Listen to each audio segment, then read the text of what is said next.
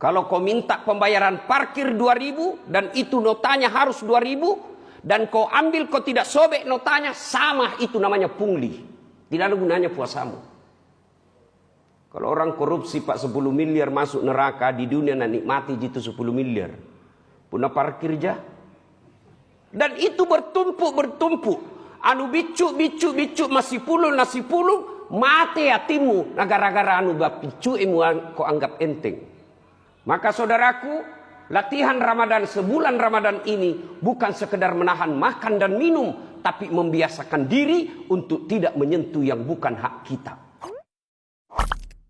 Puasa apabila diterjemahkan secara fikih, yang berarti menahan diri, makan, minum, berhubungan badan secara sengaja dari subuh sampai maghrib. Ini definisi fikihnya. Berarti selama Ramadan 30 hari kita tidak boleh makan dan minum serta berhubungan badan pada siang hari. Malam harinya boleh.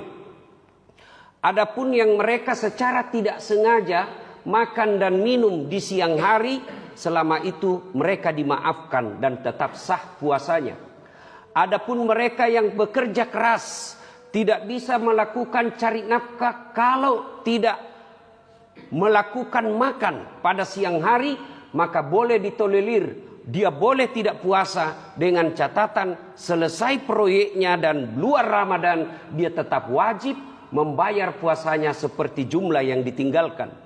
Demikian juga bagi mereka yang perjalanan panjang, melebihi 83 km perjalanan sekali perjalanan, dan mereka tidak mampu untuk menunaikan ibadah puasa, pun mereka dihalalkan dan tidak berdosa ketika tidak berpuasa, dengan catatan selesai perjalanan dan di luar Ramadan dia harus membayar puasa seperti yang jumlah yang ditinggalkan.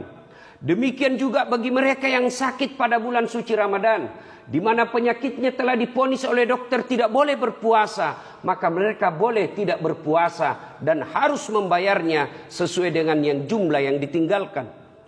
Tetapi bagi mereka yang berkehalangan tetap, uzur, tua bangka, kemudian penyakitnya sudah dikatakan dokter tidak bisa sembuh, maka mereka boleh tidak berpuasa dan menggantinya dengan fidyah, memberikan makan fakir miskin satu orang satu hari. Sidang Jumat yang saya muliakan. Lalu bagi mereka yang tidak musafir, tidak dalam bekerja berat, mereka tidak sakit, tidak ada halangan sama sekali, lalu mereka meninggalkan puasa satu hari, kata Nabi, biar kau ganti satu hari itu dengan 1 tahun penuh puasa, tidak sama nilainya ketika kau dengan sengaja meninggalkan puasa. Alhamdulillah, kita semua puasa, tapi bukan puasa sekedar menahan lapar, minum, dan berhubungan badan. Kalau hanya itu yang dimaksud kategori puasa yang hakikat, sesungguhnya kita tidak lebih dari binatang yang berpuasa. Ada ayam yang berpuasa tidak makan dan minum ketika mengeram. Kalau hanya sekedar tidak makan dan minum, sesungguhnya bukan puasa itu yang dihendaki oleh Allah Subhanahu wa taala. Meskipun secara fikih itulah puasa. Kalau tidak makan, tidak minum, tidak berhubungan badan dalam Ramadan, dan dia lakukan lillahi ta'ala, sudah gugur kewajibannya. Tapi nilai puasa yang diharapkan oleh Allah Subhanahu wa ta'ala, yang diharapkan membentuk jati diri kita sebagai muslim, tidak ada faedah apabila kita tidak bisa mengendalikan diri. Karena puasa sesungguhnya makna terpentingnya adalah pengendalian diri. Air putih, nasi, hubungan suami istri bagi mereka yang memang suami istri, sesungguhnya bukan haram. Halal, air putih tetap halal, nasi tetap halal, istri tetap halal, tapi dikendalikan. Kapan? Sudah pi maghrib. Itu artinya bahwa orang yang berpuasa, jangankan yang haram, yang halal saja dia mampu tahan dirinya. Bapak mau lihat faedah hasil dari puasa Bapak selama Ramadan ini, bukan sekarang, karena Bapak pasti tidak akan berani makan di siang hari. Mau lihat hasilnya puasa tak nanti bulan 11 yang akan datang ketika pilkada. Kalau Bapak mampu menolak serangan fajar, itu aslinya berhasil puasamu, tidak seperti pemilu yang lalu. Tapi kalau serangan fajar kau tidak mampu tolak, sesungguhnya puasamu, kata Al-Nabi, tidak mendapat apa-apa kecuali lapar dan dahaga. Anda berdagang, kalau ada di sini kasir, toko-toko kecil, toko-toko supermarket, Indomaret, Alfamaret dan sejenisnya, ada uangnya pembeli 100 rupiah lalu kau ganti dengan permen, dan dia tidak ikhlas, sesungguhnya tidak ada gunanya puasamu karena kau ambil uangnya orang. Meskipun 100 perak. Kan dia bilang sama nilainya. Apa betul itu gula-gula sama dengan 100 rupiah? Mau kau dikumpulkan itu gula-gula? Cukup 1 bungkus bayar pakai minyak goreng? Tentu tidak. Maka orang yang tidak menggalikan haknya orang, sama hukumnya kau makan uang haram. Begitu juga tukang parkir. Kalau kau minta pembayaran parkir 2.000 dan itu notanya harus 2.000 dan kau ambil, kau tidak sobek notanya, sama, itu namanya pungli. Tidak ada gunanya puasamu. Kalau orang korupsi Pak 10 miliar masuk neraka, di dunia nak nikmati itu 10 miliar. Punah parkir jah.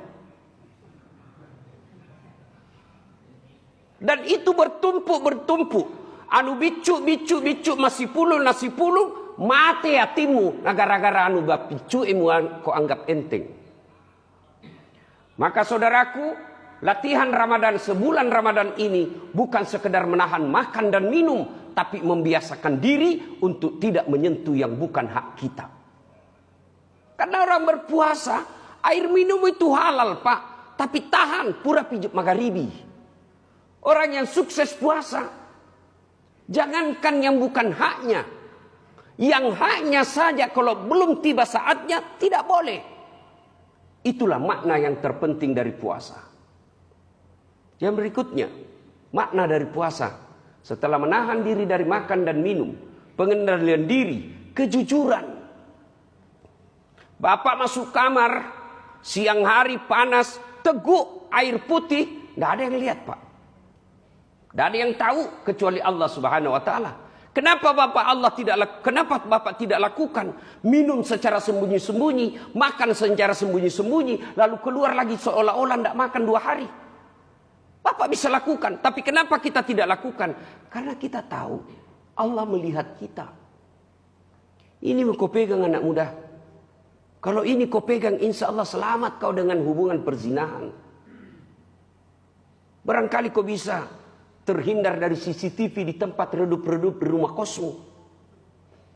Tapi Allah tahu makna orang yang berpuasa dengan baik. Dia mampu yakin bahwa Allah selalu melihat dia. Yang ketiga, makna dari puasa itu adalah berbagi. Bagi kita yang sama Ramadan baru puasa, coba rasakan. Hari pertama loyo betul kita. Hari kedua makin loyo. Itu baru kita tidak makan dari subuh sampai maghrib. Dan baru 1-2 hari. Bagaimana saudara kita yang berhari-hari kadang makan secukupnya. Maka sesungguhnya orang yang berpuasa itu, nilai yang ingin dipetik adalah tenggang rasa tepo seliro. Orang yang baik puasanya tidak membiarkan tetangganya kemiskinan sementara dia berlebihan. Orang yang baik puasanya, dia tidak bahagia melihat orang yang susah dalam hidupnya. Orang yang susah di sekitarnya, ada orang susah di sekitarnya menjadi beban pikirannya. Itulah hasil dari puasa. Mari kita koreksi diri. Kalau sudah ada nilai-nilai itu dalam diri kita, alhamdulillah, adalah makna dari puasa. Dan sesungguhnya yang keempat, makna puasa yang kita hadirkan ini adalah menghapuskan dosa dan kesalahan atas yang kita lakukan selama ini. Bapak punya dosa dan kesalahan selama ini, melakukan maksiat kepada Allah Subhanahu wa taala. Masuk Ramadan dengan berpuasa lillahi taala, Rasulullah sallallahu alaihi wasallam memberikan informasi, man shama ramadana imanan wa ihtisaban ghufira lahu ma taqaddama min zambihi. Nigi nasa mapuasangi ramalang semata-mata nasa tepet lori puange ya dampangat dosana pura laloe